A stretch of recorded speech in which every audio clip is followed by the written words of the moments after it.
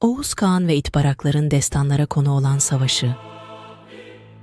İtbarak, eski Türk destanlarında sözü edilen, Türklerin sürekli savaşa tutuştukları, o zamanki Türklerin kuzeybatısında yaşayan köpek başlı insana benzer yaratıklar. Oğuz Kağan destanlarının önemli bir bölümü de köpek başlı insanların ülkelerine yapılan akınlardı. Türkler bu kavimlere İtbarak adı veriyorlardı.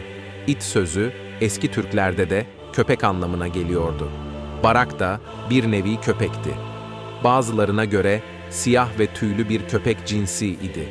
Oğuz Kağan destanlarına göre İtbarakların memleketi kuzeybatıya doğru uzanan karanlık ülkeleri içindeydi. Oğuz Han İtbaraklara karşı bir akın yapmış. Fakat mağlup olarak dağlar arasındaki bir nehrin ortasında bulunan küçük bir adacığa sığınmak zorunda kalmıştı. Bu adacıkta savaşta ölen askerlerinden birinin karısı da bir çocuk doğurmak üzereydi. Fakat buraya sığınan Oğuz Han'ın ne bir çadırı ve ne de bir evi vardı. Kadın ağaç kovuğuna girmiş ve orada çocuğunu doğurmak zorunda kalmıştı. Oğuz Kağan, kadının esenlikle doğum yapmasına sevinmiş ve çocuğa da Kıpçak adını vermişti. Eski Türk efsanelerine göre Kıpçak sözü ağaç kovuğu anlamına geliyordu.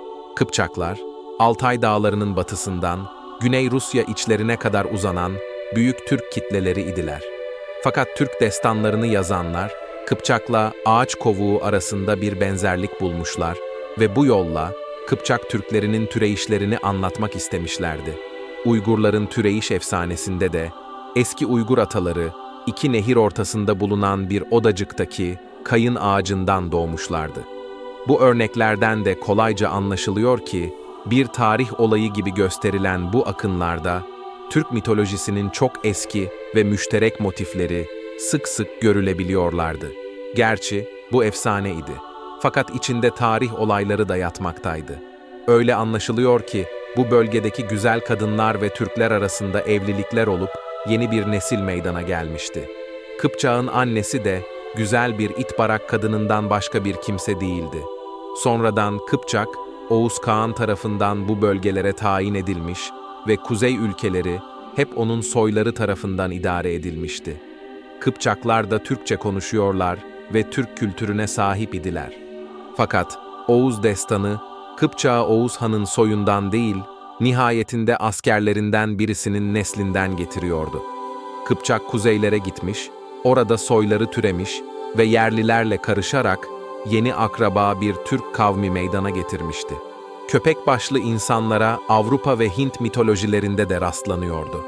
Eski Yunan mitolojisinde de köpek başlı insanlarla ilgili birçok efsanelere rastlıyoruz. Daha sonraki Avrupa mitolojileri de köpek başlı insanlara zaman zaman yer vermişti.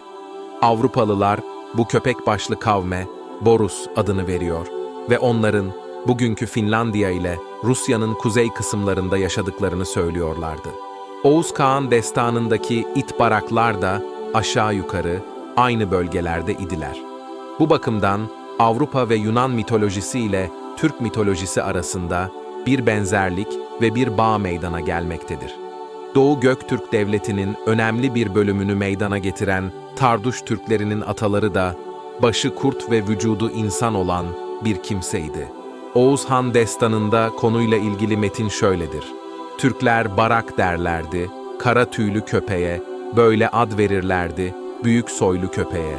Aslında efsaneler bir köpek anarlardı. Onu da köpeklerin atası sayarlardı. Bu köpek soylu idi, çok büyük boylu idi, av çoban köpekleri, hep onun oğlu idi. Kuzeybatı Asya'da güya İtbarak vardı, Türklerse İç Asya'da onlara uzaklardı. Başları köpek imiş, vücutları insanmış, renkleri ise karaymış, sanki kara şeytanmış. Kadınları güzelmiş, Türklerden kaçmaz imiş, ilaç sürünürlermiş, ok mızrak batmaz imiş. Destanda denilmiş ki Oğuz Han yenilmişti, bir adaya sığınıp toplanıp derilmişti. 17 sene sonra Oğuz onları yendi. Kadınlar yardım etti, orada savaş dindi. Oğuz bu bölgeleri Kıpçak Bey'e il verdi. Bunun için Türkler de oraya Kıpçak derdi.